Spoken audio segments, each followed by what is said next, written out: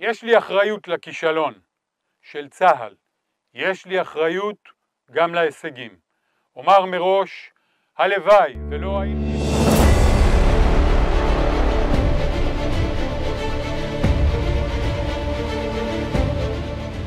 বুকে হামাস নির্মূলের প্রত্যয় নিয়ে দখলদার ইসরায়েলি সামরিক বাহিনী টানা ১৫ মাস ফিলিস্তিনের গাজাবাসীর উপর অমানবিক নির্যাতন চালিয়েছে। তবে দীর্ঘদিনের এই নির্বিচার আগ্রাসনে ইসরায়েল তাদের লক্ষ্যের ধারে কাছেও পৌঁছাতে পারেনি। উল্টো ফিলিস্তিনের মুক্তিকামী সংগঠন হামাসের যোদ্ধাদের প্রতিরোধমূলক হামলায় নিজেরাই ধরাশায়ী হয়েছে।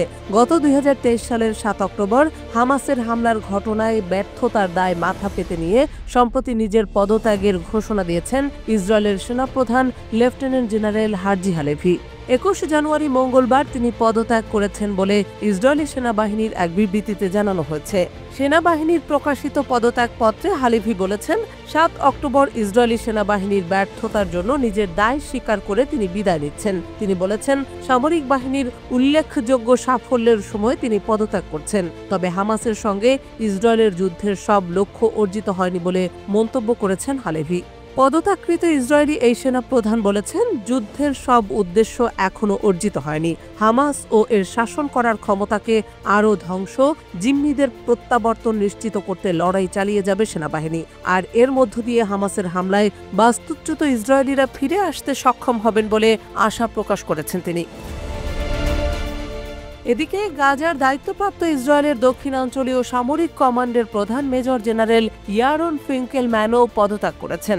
হামাসের সঙ্গে বহুল প্রত্যাশিত যুদ্ধবিরতি কার্যকরের কয়েক দিনের মধ্যে ইসরায়েলি সেনাবাহিনীর শীর্ষ এই দুই কর্মকর্তার পদত্যাগের ঘটনা ঘটল। উল্লেখ্য যে ২০২৩ সালের ৭ অক্টোবর ইসরায়েলের দক্ষিণাঞ্চলের কিব্বুৎজে ঢুকে অতর্কিত হামলা চালায় গাজা উপত্যকা নিয়ন্ত্রণকারী সশস্ত্র রাজনৈতিক গোষ্ঠী হামাসের যোদ্ধারা। ইসরায়েলে প্রবেশের পর প্রথমে এলোপাতাড়ি গুলি চালানোর ফলে ১২০০ জন নিহত হন। পরে সেখানে ২৫১ জনকে জিম্মি হিসেবে নিজেদের হেফাজতে নিয়ে গাজায় বন্দী রাখেন হামাস যোদ্ধারা। এই জিম্মিদের মধ্যে নারী ও শিশুও রয়েছে। হামাসের নজিরবিহীন আন্তঃসীমান্ত হামলার পর গত ১৫ মাস ধরে গাজা উপত্যকায় অবিরাম বিমান ও স্থল হামলা চালিয়েছে দখলদার ইসরায়েল। ইসরায়েলি হামলায় হাসপাতাল, স্কুল, শরণার্থী শিবির, মসজিদ, গির্জাসহ হাজার হাজার ভবন ক্ষতিগ্রস্ত বা ধ্বংস হয়ে গেছে।